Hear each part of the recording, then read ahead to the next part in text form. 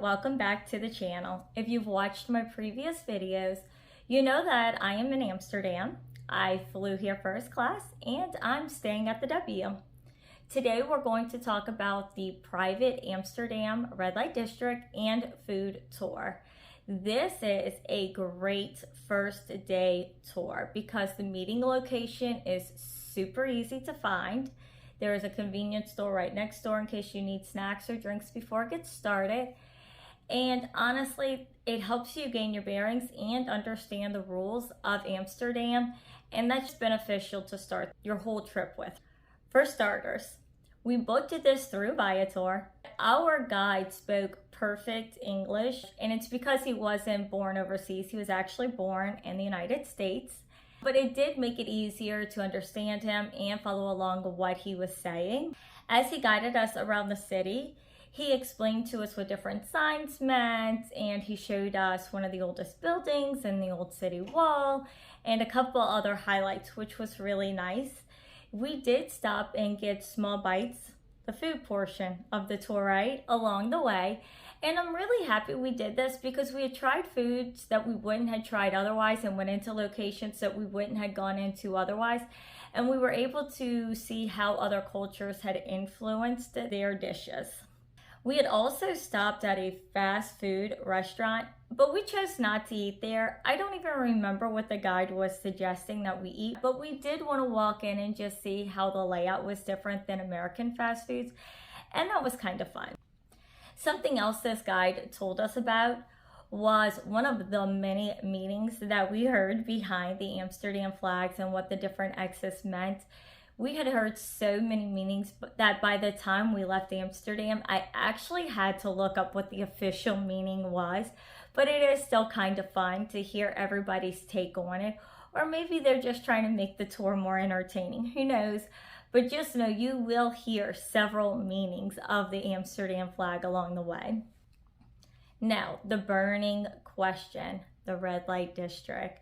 I honestly thought this tour might be a little taboo and we may not be able to speak about it, but honestly, that wasn't the case. Yes, we did see the girls in the windows and they are there, but honestly, we didn't see anyone go into any of those rooms that night. We had later on in the trip, but not that night. And the girls in the windows truly are covered, like as if they were going to the beach. So it's nothing real promiscuous happening from the street point of view. And actually at one point the guide showed us that there is a window and a daycare right next door, so culturally it's just not very taboo either. However, I can't show you a picture because that's actually one of the biggest rules that our guide stressed to us, is that you're not allowed to take pictures of these girls for their safety. And even though it was stressed to us later on, I realized just how enforced it is, not legally, but like socially, because I was taking a picture of a food sign later on in the week and all the girls started banging on the windows and all the things. And I'm so naive that I didn't even pay attention until somebody else like pushed down my phone and I was like, oh yeah, I'm not supposed to take pictures in this area at all. Like, for some reason, I was just thinking of the girls, but no, you're not allowed to have your phone out taking pictures in the areas where the girls are. But as you continue to walk, you get to see how easy this land is to navigate. And you understand that what appears to be alleyways, or what I would consider to be real shady, like cut through buildings, are actually really popular walkways. So the buildings are built so close together and they're so narrow that at most you could have two people standing side by side and you would be just barely clearing the buildings.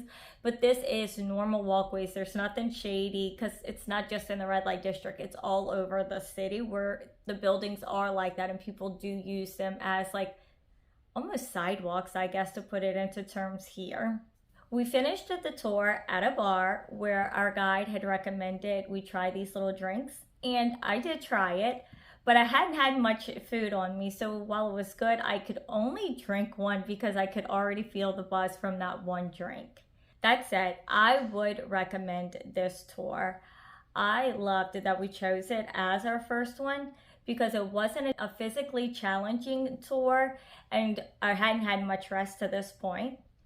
It did help me gain my bearings of the city and understand the rules of the red light district, though I broke one. And it was nice because it was catered to us since it was a private tour. There are more videos coming of different tours that we took in Amsterdam, so make sure you stay tuned. And as always, hit that like and subscribe button.